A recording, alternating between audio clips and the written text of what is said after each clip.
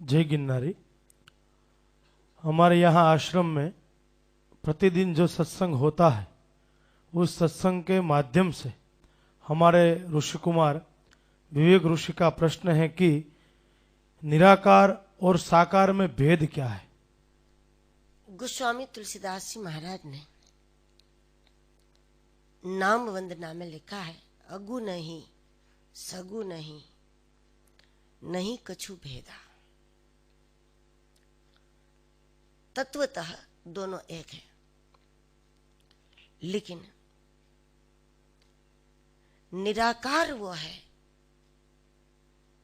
जिसको हम इन आंखों से नहीं देख सकते, क्योंकि हम शरीर में हैं, हम स्वयं आकार में हैं, और जो जीवात्मा स्वयं आकार में है वो निराकार को देख नहीं सकती। उसको देखने का क्या उपाय? तो भगवत गीता में बताया, पश्यन्ति ज्ञान चक्षुषा। इसको हमें अनुभूति के आधार पर समझना पड़ता है कि वो है। जैसे माला को देखकर धागा को समझा जा सकता है,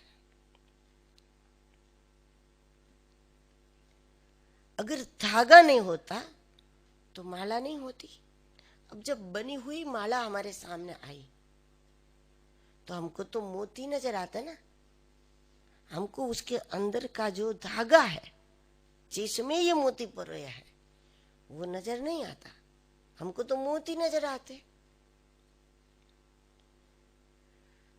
तो जिस धागे में मोती परोए है वो जब माला बन करके हमारे सामने आया है, वो माला हमारे लिए साकार है, लेकिन जिस धागे में मोतियों को परोया गया है वो धागा हमारे लिए निराकार है।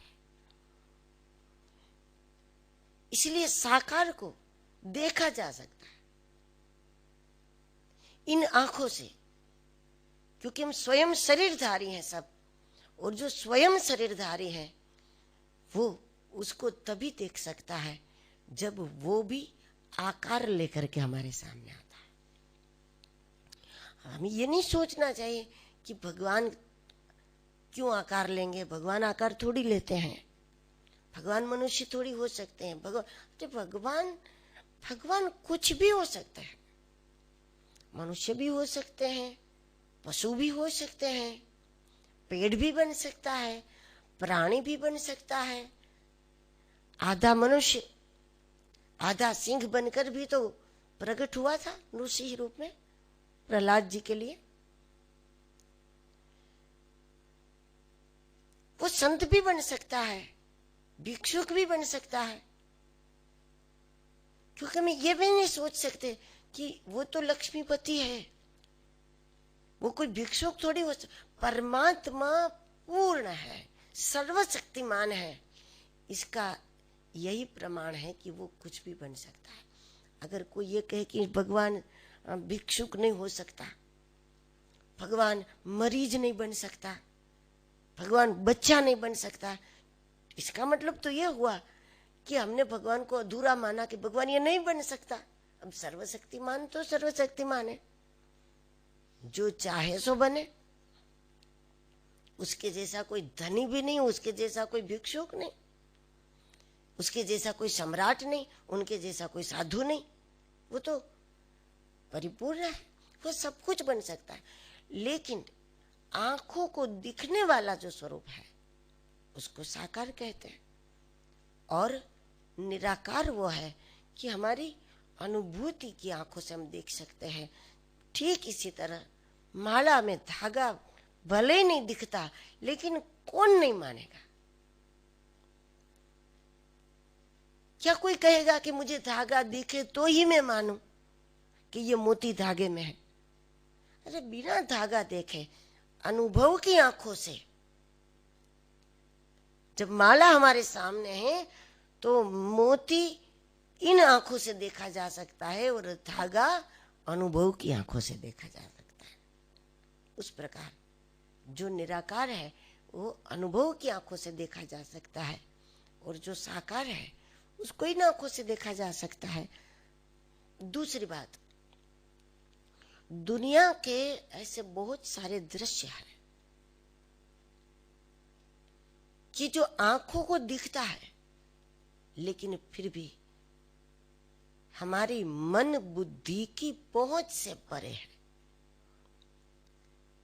जैसे जंगल, जैसे समुद्र, जैसे पहाड़, ये सारे दृश्य है तो हमारे आंखों के सामने, लेकिन हमारी बुद्धि, हमारा मन, ये कुछ भी उसका था नहीं पा सकता, उसको समझ नहीं सकता। तो ये हुआ हमारे लिए साकार रूप, ये साकार रूप हुआ। जिस दृश्य में हमें दर्शन की अनुभूति हो वो सब साकार है। अग्नि जब काष्ठ के अंदर है तो निराकार है, जब प्रज्वलित होती है तो हमारे लिए साकार बन गई। तो दृश्य में जब हमारी बुद्धि में वो दृश्य नहीं आता, जिस दृश्य में हमें दर्शन की अनुभूति होती है, जैसे गुरुजनों में होती है, पहाड़ों में होती है, आकाश में होती है, नदियों में होती है, तो ये सारी वनस्पतियों में होती है, तो ये सब हमारे लिए साकार रूप है। और जैसे मोती को देखकर धागा समझा जा सकता है, उस प्रकार ये जगत को देखकर भी जगदीश को समझा जा सकता है। उस निराकार के चिंतन का ये जबरदस्त आधार है। मिट्टी का कोई भी बर्तन या कोई भी खिलौना हमारे सामने आता है तो ये प्रमाण है मिट्टी निराकार है, निराकार। और वो निराकार है तभी तो इसके आकार बनते हैं। अब वही आकार बन गई, उसके बाद तो उसका कुछ नहीं बनता। उस प्रकार दुनिया का ये आकार हमारे सामने मौजूद है, यही प्रमाण है कि कोई निराकार है, उसी ने ये धारण किया है रूप। तो आंखों को दिखने वाला जो रूप है वो साकार है। भीतरी आंखों से जिसका हम चिंतन कर सकते हैं वो स्वरूप निराकार। रूप साकार, स्वरूप निराकार।